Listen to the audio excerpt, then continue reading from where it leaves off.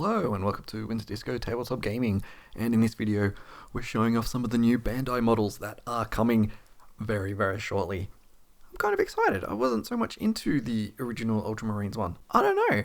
It's suddenly, as I've been looking at this all day, I'm a little slow to the news because I've been super busy with a whole bunch of other stuff. I'm starting to come around to the models. I don't know, maybe it's just staring at them a bit longer than usual. It's coming around. But we've had the Ultramarines one that sold out pretty much straight away. But now we have the Imperial Fists and Salamanders model, which are pretty cool. So they're both intercessors. Basically, they're the same model, just with a different paint job. That's pretty much it. But they do look really cool. So like I said, the original sold out very quickly. And I think they're not having a limit on how many they're making now. I think there's going to be a time limit. So it's basically a pre-order. And then they'll go off and make them. So let's have a look at this Imperial Fist one. Looks pretty cool. So it's from the 6th squad of the chapter's 3rd company. And you can see on its right shoulder pauldron has the 6th company there, and the red, which is the 3rd company. So I should say 6th squad. And then the red is the 3rd company. So they have an auto bolt rifle. It's a chunky gun. It's freaking big. How he's holding that with one hand, I've got no idea. But it also has a grenade launcher in there, which is pretty cool.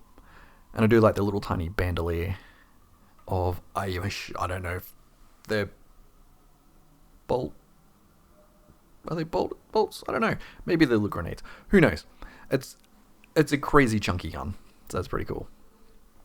So they are about 8 inches tall, which is very nice. So if you remember the little Funko Pop chibi ones, not the tiny chibi ones, but the Funko Pop ones, they're about 4 inches. So it's twice the size of those. And if you already have one of the Ultramarines ones, all the better. So that's pretty cool. I don't mind the strong yellow. I never used to be a big fan of Imperial Fists. I thought the yellow was too bright and too full on. But I probably have memories from the 90s yellow Imperial Fists, where now it's a bit browner. Bit more richer in that brown earthy tone, which is really nice. So it does make me think maybe I should paint some. I don't know. And they are both articulated with 53 points of articulation, so you can pose them. I don't really know where those points are. It looks like possibly on the hands. I don't know. But he also has 3 choices of hands, so it probably is they don't have articulation points. So you probably have one that's closed like a fist, one that's holding a gun, one that's sort of open to hold the underside of the gun. Well, that's pretty cool. The other one is the Salamanders. Again, another chapter that I haven't really paid that much attention to. It just is like, they're just green and they like fire. Okay, fine. But like the lore side, I really like the lore side.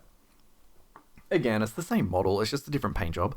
So you still have the same thing. They also come with a combat knife, so you can hold the weapons in different ways and pose them in various different ways. The gun is slightly different. I like the gun. I don't particularly like the paint job on the gun.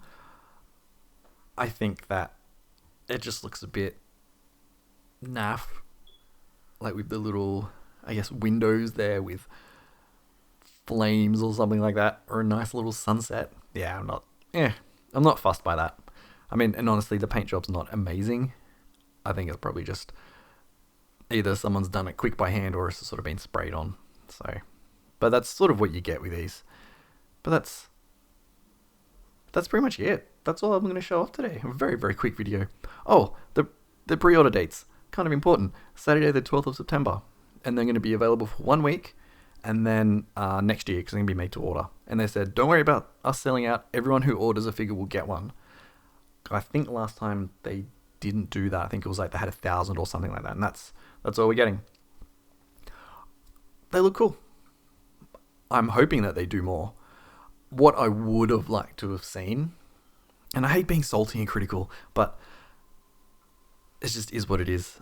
Just looking at the models, it doesn't look as crisp as the Ultramarine one, particularly around the Aquila.